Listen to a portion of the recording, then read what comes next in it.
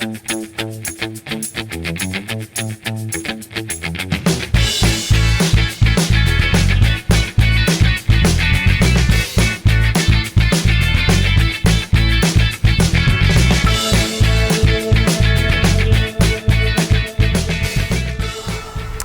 guys, my name is Ben from McMillan Photography, and today we're going to do a photo shoot for my wife and my 3-month-old son. And normally when I do photo shoots, whether I'm getting paid for it or even for my own family stuff, I do use a full frame camera and a faster lens like a 70-200 2.8 or even sometimes a prime lens like a 85 1.4. But we're going to put the big professional stuff down today. Most of us don't start off with that, and I didn't either. So what I got in my hand here is a entry-level camera. You can buy this at Walmart. It has a kit lens on it. Most kits come with 2 lenses, and you get like a wide lens and a telephoto lens. And most people buy this camera thinking they're going to get nice blurry backgrounds, they're going to create nice portraits and create a lot of bokeh in the image. And that's actually what most photographers are going for. They want that subject to pop off the page, and that's what blurring out the background does. It makes the subject pop off the page. Well, people go out and buy a cheap camera thinking they can do the same thing without understanding the limitations of this camera. Yes, you can absolutely still do it if you know the limitations and know how to overcome them, which is what we're going to do today. So without over-explaining the limitations of it, you should already kind of know what your limitations are. Limitations are smaller sensor size, and the aperture isn't very low. You can't go very low in your aperture. It's not a very fast lens.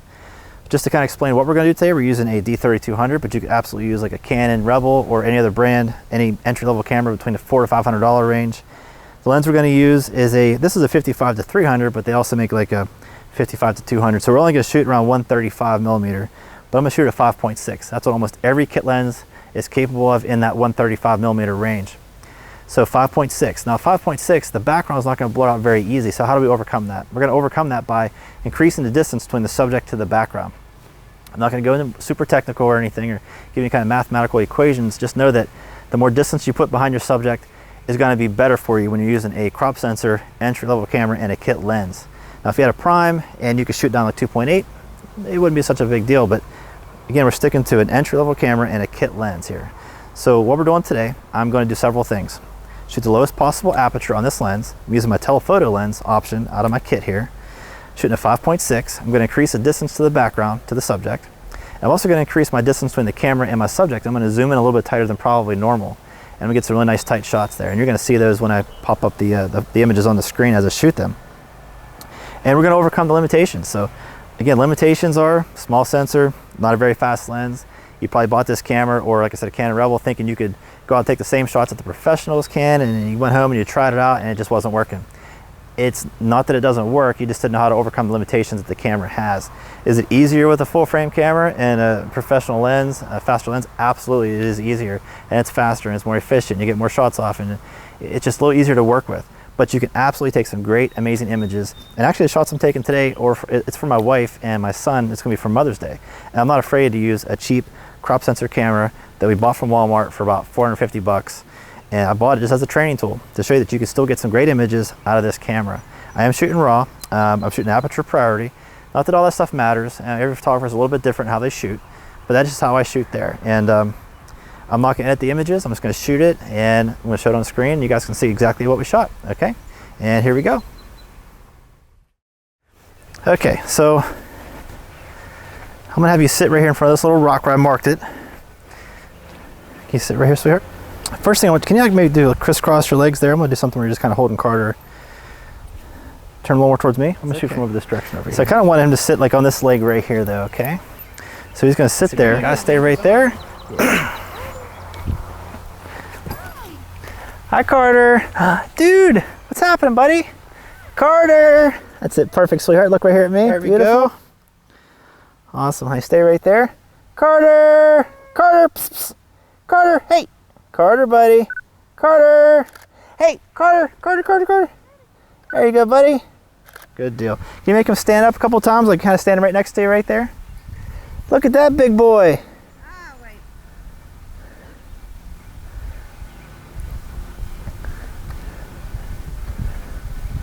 There you go.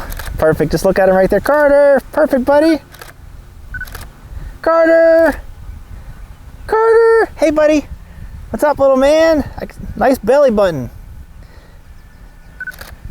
Hey, put a shirt down a little bit there, honey. Carter. Perfect. Awesome, guys. Look, we're here, me, sweetheart. Carter, hey, buddy. There we go. Perfect. Beautiful, guys.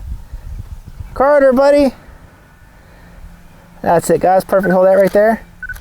Beautiful. One more. These are great shots, honey. Beautiful. Carter, buddy, a couple more. Awesome. Okay, let's do a couple more. Maybe where I'll have you like lay on your back. It's kind of sideways, like feet going this way. Actually, take that back. Put your feet out this way.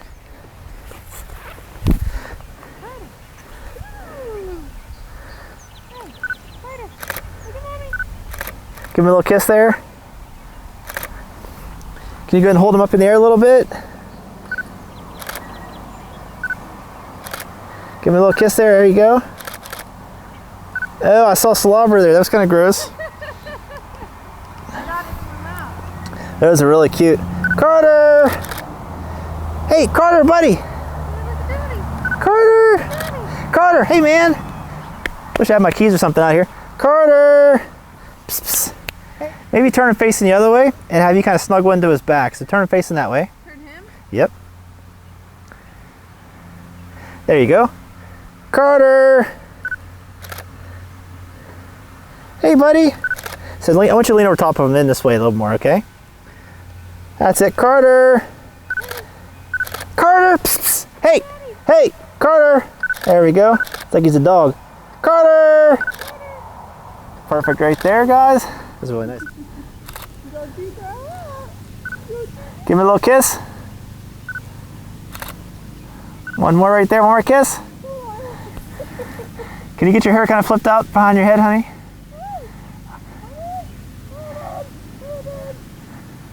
There you go. Now bring it back to you.